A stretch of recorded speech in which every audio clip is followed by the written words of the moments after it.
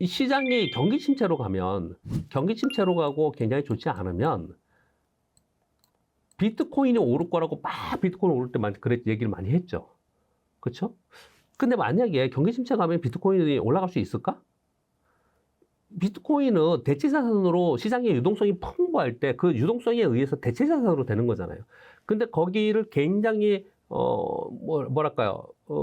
좀 좋게 판단하는 쪽에서 의견들은 경기 침체가 되고 그러면은 안전자산으로 이동할 건데, 안전자산은 대표적인 게 미국 국채, 그리고 달러와 그리고 금 뭐 이런 것들인데, 뭐 금은 요즘에 좀 올라가고 있어요. 근데 예전에는 근데 경기 침체 때 금이 안 올라갔는데 요번에 올라간 건 저는 이것도 유동성 때문에 그렇다고 보는데, 다 유동성으로 해석이 된다는 거죠. 근데 미국의 달러화나 국채는 아주 안전자산은 아니었어. 그동안에 보니까 등락폭이 너무 커. 그래서 앞으로 달러나 금을 능가하는 안전자산의 역할을 비트코인이 할 거다. 이렇게 막 뭐 얘기를 했었잖아요. 진짜 그럴까? 진짜 그럴까? 요번에 유동성 빠지는데 비트코인이 정말 오히려 반대로 오를까? 그러지 않을 가능성이 저는 굉장히 높다고 생각을 하거든요.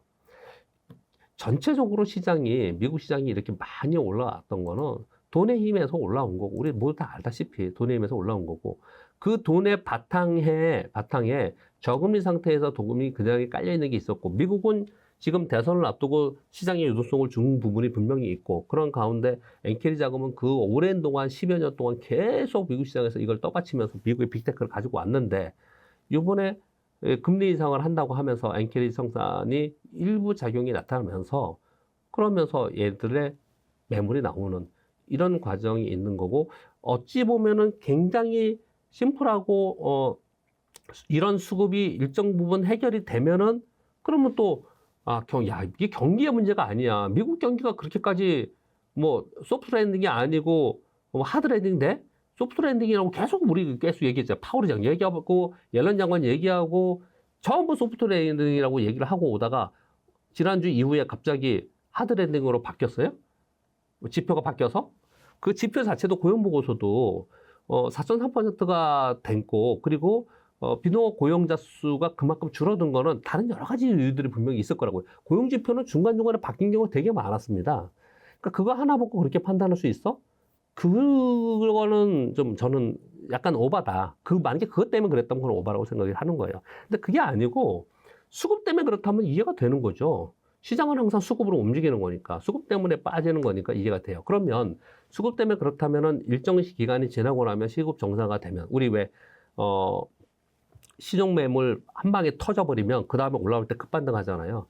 그럴 개연성이 이번 주나 다음 주에 있을 수 있죠. 물론 전쟁, 지정학 리스크는 빼겠습니다. 그건 뭐 너무 불확실성이니까 걔는 빼고, 지금 현재 파일런더스나 유가 WTI를 보면은 그렇게까지는 안 보는 것 같아요. 그런데 그거는 함부로 얘기할 수 없는 거니까 그거는 빼고 불확실성은 빼고, 지금 현재 봐서는 그러면 이게 급격한 청산이 일어나면서 이게 이제 해소되면은 경기 침체나 이런 것들은 아닐 가능성이 높거든요. 그러면 시장은 반등하지 않겠냐, 이렇게 생각할 수 있거든요. 근데 걱정스러운 건 뭐냐면, 저는 그건 그렇게 봐요. 그런데 지난 20여 년 동안 07년도에 글로벌 금융위기를 맞고 20년은 안 됐네요. 한 15년 동안 미국의 빅테크가 그렇게 올라갔을 수 있었던 것은, 일본이 제로금리 상태에서 계속 있는 상태에서 소위 엔캐리 자금이 그 역할을 톡톡히 했는데, 이제 거대한 큰 흐름이 바뀌는 거잖아요. 그래서 정말로 이제 이 일본이 이제 금리 인상 기조로 간다, 계속. 금리 인상 기조로 간다. 지금 25p 올렸고, 그 다음에 25p 올리고 이제 0.5%잖아요? 그리고 만약에 일본이, 그거 하기 그렇게 못할 것 같은데, 일본이 금리를 1.5%, 2%까지 올린다. 그러면 우리가 이론은 알지만 대응을 못해서 문제지, 계속 여러분께도 말씀을 드린 건, 가장 올해 하반기에 복병이 뭐라고 계속 그런 거죠. 우리가 일본이 금리 인상하는 거, 그리고 지정 리스크, 미국의 대선, 그 몇 가지들을 우리가 계속 얘기를 하면서 왔잖아요. 이 방송을 통해서 여러모로 같이 해서 왔잖아요. 그 중에 대표적으로 가장 일본으로 걱정을 했던 BOJ가 금리를 인상했다는 거는 정말 큰 변화이거든요. 만약에 이 추세로 계속 가면은 시장은 굉장히 오랫동안 이게 힘들게 갈 수 있는 거 아니야? 라는 걱정을 할 수밖에 없는 상황이 지금 된 거예요. 근데 지금 일본에는 한 번은 더 올려서 50bp까지는 올리지만 그 이후에 쉽게 올릴 수 못할 거야. 아마도. 왜냐하면 금리를 경기가 다운되고 있는데 물가는 오르고 경기가 안 좋은 상황에서 물가 오르고 경기가 안 좋고 스태그플레이션이라고 그러죠. 그런 상황 속에서 금리를 계속 올릴 수 있나? 쉽지 않을 거야. 라고 또 이제 이코노미스트들은 분석을 할 수밖에 없어요.